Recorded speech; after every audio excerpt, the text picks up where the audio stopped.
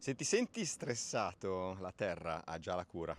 Ecco 3 rituali verdi da compiere in giardino. Lo stress non è colpa tua, forse ti manca solo il tuo habitat.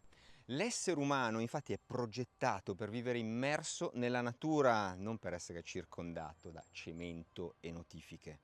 1. Metti le mani nella terra, rinvasa le piante. Studi scientifici infatti hanno dimostrato che organismi utili presenti nel suolo, come il Mycobacterium, attivano i circuiti della serotonina e riducono lo stress. 2. Pota con calma, la ripetizione del gesto e il suono netto del taglio rallentano il battito cardiaco, è come una meditazione ma con le cesoie.